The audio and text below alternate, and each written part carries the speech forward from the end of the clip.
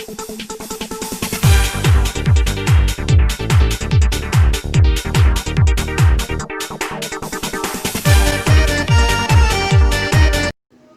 ки гуфтем барои баъзе рӯшадонҳо мир наможад без благородных людей мегӯянд маҳз ҳамин гуна саховатманд шаҳрвандони хоҷи аъло ҷойҳои гӯем ки азиз ҷойҳои муқаддас ба монанди масҷид ба монанди мактабро дастгирӣ кардаву бо маблағҳои пулӣ таҷҳизотҳои замонавиро таъмин намуданд. Аз он ҷумла Шокиров Алиҷон тавонистанд ки ин кас 16 чунин курсиҳои гӯем ки замонавӣ бисёр озод ва зебо ки ба талаботи рӯз ҷавобгӯ таъмин карданд. Бо кӯмаки гӯем ки ин кас Шокиров Алиҷон ва бо дастгирии ҷамъияти ассотсиатсияи деҳаи хоҷи аъло ҳамин корҳо ба роҳ монда шуд ва таҷҳизонида шуд. мо аҳсан мегӯям ба ин шаҳрвандони хоҷи аъло ва бо онҳо мо ифтихор мекунем.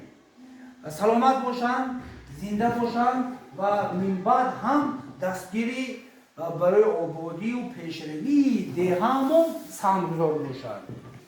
Ташаккурҳои зиёд мегӯем аз номи ҳамаи бошандагони деҳа ва онҳое ки солимақл ҳастанд, мактабу маориф илмро дастгирӣ мекунанд. Мо онҳоро миннатдории худро баён мекунем. Зинда бошанд. ана ин курсиҳои бисёр зебо ва ҷавобгӯ низ бо дастгирии ин марди хирад Шокиров Алиҷон мебошад ки мо ба ҳузур нишаставу навиштаву истифода бурда истодаем. Зинда бошанд.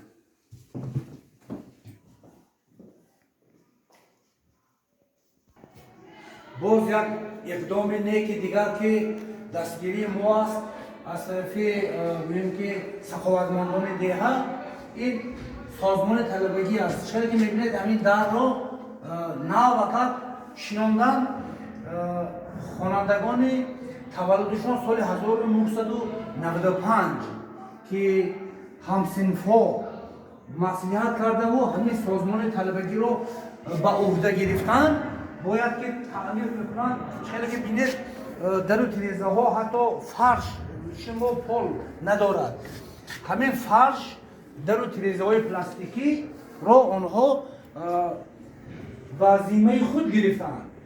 ва ин бинед ки ин тирезаи рӯшани зебо ҳам аз тарафи онҳо бисёр дастгирӣ карда шуд ки ба мо шинондан омада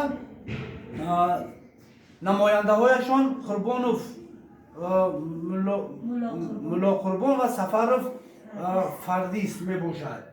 ва онҳо минбаъд низ ана ҳамин фаршро ҳам ба уҳда гирифтанд ва ин тирезаи пластикиро бо панҷара ҳам таъмин мекунанд. ба ин хонандагони гӯем ки хаткардаҳо ки таваллудшон соли 1995 аст мо миннатдории худро мо баён мекунем. бигзор онҳо сиҳат саломат бошанд дар куҷое ки набошанд. ва боз дигар хонандаҳои хаткардаҳо ин иқдоми некро дастгирӣ кунанду пайравӣ кунанду камбудиҳои мактаб аз гӯем ки саховатмандон пурра таъмин карда шавад ки хонандаҳо минбаъд озодона ва бисёр бо як илҳоми тозаву рӯҳи болида илм аз худ кунанд ки минбаъд хоҷи аъло дар дигар ҷойҳо муаррифӣ карда тавонем. яъне кадрҳои мо дар ҳама ҷо бошад. чиқадр ки имрӯз кадрҳои ворух дар ҳама ҷо аст, ҳамеша дастгирӣ мекунад, ворухро аз ҳама ҷиҳат таъмин мекунанд. ҳамин хел мо ҳам кадрҳо аз хоҷи аъло тайёр карда тавонем ки дар куҷое ки набошад минбаъд сазовори дастгири деҳаи хоҷи аъло бошад. нек мо ба онҳо миннатдории худро баён мекунем. саломат бошанд. имрӯзҳо шаҳрвандони деҳаи Хоҷи Аъло بیرون از مرز تاجیکستان باشند هم خوشبختانه ما را فراموش نکردند. آنها هم در همین صنفخانه ها در همین مکتب درس گرفتند، سبق گرفتند و میخواهند که دستگیری آبادی همین دیار و جایهای جمعیتی و جایهای مقدس و آن جمله مکتب باشند. امروز یکی از چنین فرزندان دیه خوجی اعلی که همیشه در همه ساحه ها ما رو دستگیری میکنند، این حاجی رجب میباشند. اون کس با مبلغ پولی ما رو دستگیری کردند که محض از گویم که پولی فرستاده اون کس همین چهره شما دیدی ساده شعارها آویزه ها گرفته شد و خواننده ها از این به خوبی استفاده برده ساختند. این یک گویم که عیانیت های زنده است. اگر نبود و خواننده ها فقط میشنیدند و نمیدیدند و شهروند دیگر که همیشه این سنگین و فشورگوی باشند. انا همین شرکات دیدی ساید که از چوب استفاده میشود. تمام مکتب با واسطه های چوبی که از مغازی هم کس لازم شده رفته گرفته میبیان بیملال است. انا همین دستگیری سنگین و فشورگوی میباشد. هر دو همین کس را من بسیار منتدار و از نام همه بگویم که آن شهرونده های سالم عقل دیه رحمت میگویم. بگذار آنها صحت سلامت باشند، همیشه آرزوی هوسی فرزندانشان بینند و ما با همین خیل شهرونده ها من بعد پیش رویم و دیه خوجی اعلی را در دیگر گوییم که دیه ها معرفی کرده توانیم. باز یک شهروند افتخاری خوجی اعلی که امروز در پایتخت در مرکز کار و فعالیت دارند، مکتب ما را با حکومت اقتصادی دستگیری کردند و 3 صنفخانه را که با مبلغ 42,500 سامانی صرف شد، 3 صنفخانه را ما تعمیر کردیم که با پورا تجهیزات های آن هم در هم گوییم که کرسی های نشست از همون مبلغی لالخان سفر و تأمین کرده شد که خوانندگان به حضور و آزادانه در این گوییم که صنفخانه ها تحصیل کرده شدند و سبق آموزی آنها بسیار زمانوی می باشد و چهله که گفتیم امروز خوانندگان ما در این صنفخانه های زمانوی که با تجهیزات های همین دور مجهز شده است خوانده شدند. من کرسی هایی که با مبلغ این شهروند خریده شد، آورده شد و جابجا کرده شد.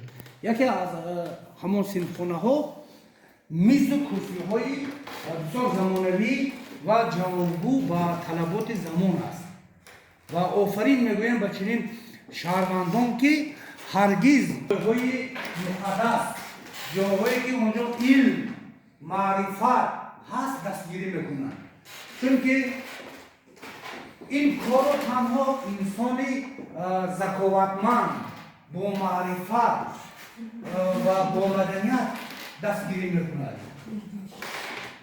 می آییم با صنف‌های دیگر که آنجا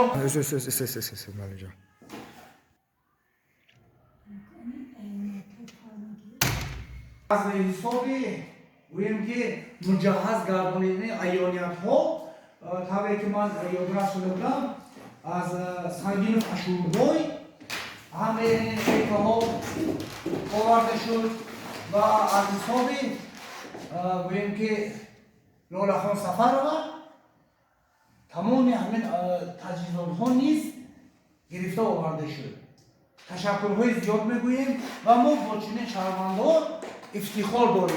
بگذار صفحه آنها باز زیادتر گردند و مکتب ما جای علم و معرفت باز هم به زینه های بالا و آهسته آهسته زیبا و آباد گردد.